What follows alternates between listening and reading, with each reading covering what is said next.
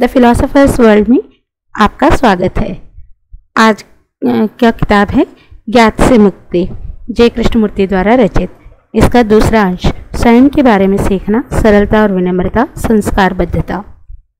सर्वप्रथम, क्या आपको इसका बोध है कि आप संस्कारों में जकड़े हुए हैं? स्वयं से पूछने लायक पहला सवाल यही है। यह नहीं है कि आप अपने संस्कारों से मुक्त कैसे हों। क्या पता उतावलेपन के कारण आप शायद इससे मुक्त ना भी हो पाएं। और अगर आप कहते हैं मैं तो इससे मुक्त होकर ही रहूँगा, तो बहुत संभव यही है कि इस जल्दबाजी और अधीरता के कारण आप दूसरे ढंग के संस्कारों के जाल में फंस जाएं। तो सबसे महत्वपूर्ण बात यह है कि आप यह साफ साफ देख लें कि आप संस्कारों में कैद हैं। क्या आपने कभी ख्याल किया है कि जब भी आप एक पेड़ पर नज़र दौड़ाते हैं और कह उठते हैं वह एक शाहबलूत का पेड़ है या वह एक बरगद का पेड़ है, तो वनस्पति ज्ञान पर आधारित पेड़ों की विभिन्न नामों से देखने की आदत ने आपके मन को इस तरह वशीभूत कर रखा है कि आपके और उस पेड़ को वस्तुतः देखने की घटना के बीच शब्द बाधा बनकर चले आते हैं। उस पेड़ के वास्तविक संपर्क में आने के लिए आपको अपना हाथ उस पेड़ तक ले जाना पड़ेगा। उस पेड़ को स्पर्श करने के लिए शब्द आपकी कोई सहायता नहीं कर सकते। आपको कैसे पता चलता है आप संस्कारों में बंधे हैं? कौन बताता है यह आपको? कोई बताता है आपको कि आप भूखे हैं? सिद्धांत रूप में नहीं, बल्कि भूख की वास्तविक अनुभूति। ठीक इसी तरह आप इस तथ्य का पता कैसे लगाते हैं कि आप संस्कारों में आबद्ध हैं? किसी समस्या या चुनौती की और प्रतिक्रिया करने का आपका जो ढंग है, क्या वही इस बात की गवाही नहीं देता है? जीवन की हर चुनौती का उत्तर आप अपनी संस्कारबद्ध मानसिकता से देते हैं, और चूंकि संस्कारबद्ध मानसिकता अधकचरी होती है, इसलिए इसकी प्रतिक्रिया भी अधूरी और अपर्याप्त होगी। जब इसका स्पष्ट भान आपको हो जाता है, धर्म और संस्कृति के संस्कारों में पगी मानसिकता से क्या आपको एक कैद का एहसास नहीं होता है? संस्कारबद्ध मानसिकता के उदाहरण के रूप में आप राष्ट्रीयता को ही लें और अत्यंत गंभीरता और समग्रता के साथ इसका सजगतापूर्वक निरीक्षण करें और पता लगाएं कि आप इसमें मज़ा और रस लेते हैं या इसके खिलाफ विद्रोह का अनुभव करते हैं। अगर आप इसके विरुद्ध विद्रोह ही करना चाहते हैं, तो क्या यह संभव है कि आप पूरी की पूरी संस्कारबद्ध मानसिकता की चार दीवारी को तोड़कर बाहर निकल आएं? लेकिन इसके विपरीत, अगर आप अपनी संस्कारबद्धता से संतुष्ट हैं, तो जाहिर है कि इसके खिलाफ आप कोई पहल नहीं करेंगे। और अगर आप वस्तुतः असंतुष्ट हैं, क्योंकि इसके प्रति आप अब अत्यंत सजग और सचेत हो गए हैं, तो आप सहज ही ये देख लेंगे कि अब तक के जीवन में आपकी इस संस्कारबद्धता की ही उपज रही है। आपकी सारी क्रियाएं सारी की सारी, इसलिए अब तक आप अतीत की मरी हुई लाश के साथ ही चिपके हुए जीते रहे हैं। अब आप अपने लिए शायद यह भी देख पाएं कि जब आपके दुख दर्द के बचाव और सुख के सातत्य के क्रम में कोई बाधा उपस्थित होती है, तभी आपकी संस्कारबद्धता जाग उठती है। अगर आपके चारों ओर सब कुछ ठीक ठाक सुखद रूप से चल रहा है, आपकी पत्नी आपको प्यार करती है, आप पत्नी को प्यार करते हैं, एक अच्छा सा घर, अच्छे बच्चे और पर्याप्त रुपया पैसा आपके पास है, तब आपको अपनी संस्कारबद्धता का पता भी नहीं चलता है। लेकिन जब इसमें कोई व्यवधान और बाधा खड़ी हो जाती है, आपकी पत्नी की निगाह जरा दूसरे पुरुष की ओर चली जाए, या आप अपना रुपया पैसा गंवा बैठें, या कोई पीड़ा, चिंता, फिक्र, लड़ाई का खतरा आप पर आ पड़ा, तब अपना निरीक्षण करते हुए आपको अपनी संस्कारबद्धता का पता चलता है। जब आप किसी प्रकार की बाधा और विपत्ति से जूझ रहे होते हैं, अथवा किसी बाहर या आंतरिक संकट का सामना करते हुए अपनी रक्षा में लगे होते हैं, उस समय आसानी से आप सब अपने कृत्यों और क्रियाओं के आईने में अपने संस्कारों को देख सकते हैं। जैसा कि हम में से अधिकतर लोग अधिकांश समय किसी न किसी अशांति और उपद्रव के शिकार होते हैं। गंभीर रूप से यह सतही तौर पर वह अशांति और उपद्रव ही इस बात की खबर देता है कि हम संस्कारबद्ध होकर जी रहे हैं।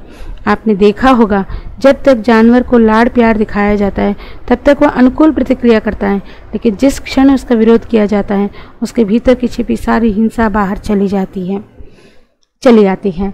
जीवन, राजनीति, आर्थिक उन्नति, आतंक और विभत्सता, क्रूरता, अपने भीतर और बाहर संसार में फैले दुख और पीड़ा को लेकर हम प्रायः चिंतित और परेशान रहते हैं। हमारी अकारण चिंता और परेशानी मोल लेने की आदत हमारी संस्कारबद्ध मानसिकता की ही अभिव्यक्ति है। तो ऐसी स्थिति में हम क्या करेंगे? अपने भीतर और बाहर के दुख और पीड़ा को गले लगाकर क्या इसी के साथ जिएंगे जैसे हम में से अधिकांश लोग कर रहे हैं? क्या इसके अभ्यस्त और आदी हो जाएंगे जैसे कोई अपने शरीर की स्थायी बीमारी और पीड़ा के साथ जीने का अभ्यस्त और आदी हो जाता है? क्या हमेशा के लिए इसके साथ समझौता कर लेंगे? लगभग हम सब में एक सामान्य प्रवृत्ति पाई जाती है और वह है हमारा प्रतिकूल चीज़ों को बर्दाश्त कर लेना, उनके साथ समझौता कर लेना, उनका अभ्यस्त और आदी बन जाना, उनका दोष परिस्थितियों पर डाल देना। काश हालात ठीक होते तो मैं बिल्कुल भिन्न और अनूठा होता, ऐसा हम प्रायः बोल उठते हैं। या अगर मुझे उपयुक्त अवसर मिल जाए तो मैं कुछ कर दिखाऊं, या मैं तो इस सारे अन्याय के पैरों तले कुचला और रौंदा गया हूँ। इस तरह सदा हम अपनी दुखद स्थिति के लिए दूसरों को दोषी ठहराते हैं अथवा अपने आसपास के वातावरण को या आर्थिक स्थिति को दोषी ठहराते हैं। जब कोई अपनी दुखद स्थिति का अभ्यस्त और आदी हो जाता है तो अनजाने ही अपने मन को संवेदन शून्य और जड़ बना लेता है। वैसे ही जैसे कोई आप अपने चारों ओर बिखरे हुए प्राकृतिक सौंदर्य का इस हद तक अभ्यस्त और आदी हो जाए कि कभी उस ओर उसका ध्यान भी न जाए, इस तरह वह आदमी उदासीन, तटस्थ, सख्त और कठोर हो जाता है और उसका मन अधिक से अधिक मंद और जड़ बनता चला जाता है। अगर हम अपनी दुखद स्थिति के आदी ना हो तो प्रायः होता यही है। फिर हम विभिन्न माध्यमों और साधनों के द्वारा इससे पलायन कर जाने की, इसको भूल जाने की कोशिश करते हैं, जैसे नशीली औषधियों का सेवन करना, राजनीतिक गतिविधियों में हिस्सा लेना, नारेबाजी और लेखन कार्य में व्यस्त रहना, फुटबॉल या क्रिकेट मैच देखना अथवा मंदिर या गिरजाघर में जाकर समय बिताना या मन बहलाव के अन्य साधनों की खोज करना। ऐसा क्यों है कि हम जीवन की वास्तविकताओं से पलायन करने के प्रयास में लगे रहते हैं? उदाहरण के तौर पर हम मौत से भयभीत रहते हैं। हमने सब तरह के सिद्धांत, आशा और आस्था का आविष्कार कर रखा है ताकि मौत की असलियत को छिपा सके, लेकिन फिर भी मृत्यु की असलियत और सच्चाई तो ज्यों की त्यों है।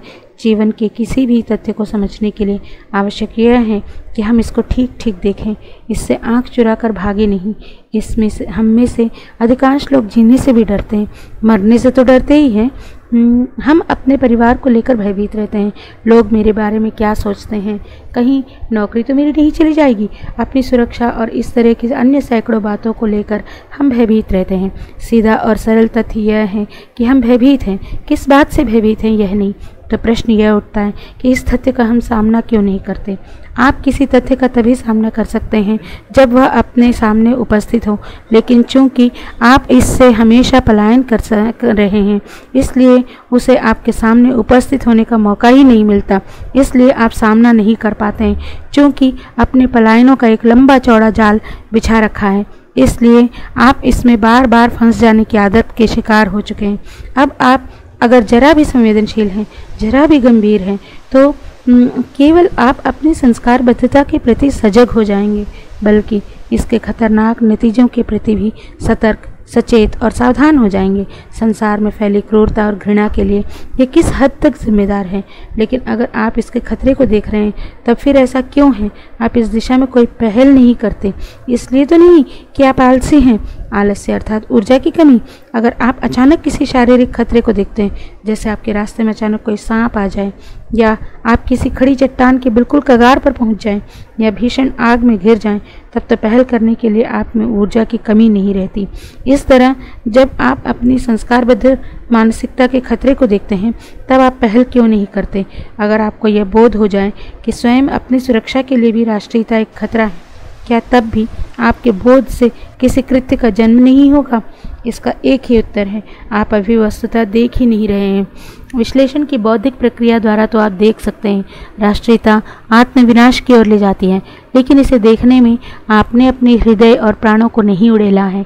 और जब हमारा देखना और जीना हृदय और प्राणों के केंद्र से होता है तभी हम जीवंत होते हैं। अगर आप अपनी संस्कारबद्ध मानसिकता के खतरे को केवल एक बौद्धिक धारणा के रूप में देख रहे हैं तो इस संबंध में आप कुछ नहीं कर सकेंगे। एक खतरे को मात्र एक सिद्धांत के रूप में देखने से उस सिद्धांत और हमारी क्रिया के बीच एक विरोध और द्वंद्व पैदा होता है और हमारी सारी ऊर्जा इसी विरोध और द्वंद्व में पड़कर खत्म हो जाती हैं। जब आप संस्कारबद्धता और इसके खतरे को तत्क्षण देखते हैं, जैसे कभी आप अचानक अपने को एक खड़ी चट्टान के कगार पर देखें और दूसरे ही क्षण आप एक भयानक गहरी खाई में गिरने को हों, तो आप तत्काल पहल करते हैं। इसलिए देखना ही पहल करना है।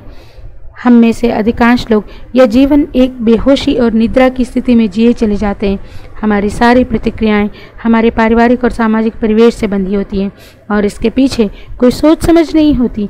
ऐसी प्रतिक्रियाएं हमारे बंधन को, हमारी संस्कारबद्ध मानसिकता को केवल मजबूत करने का काम करती हैं।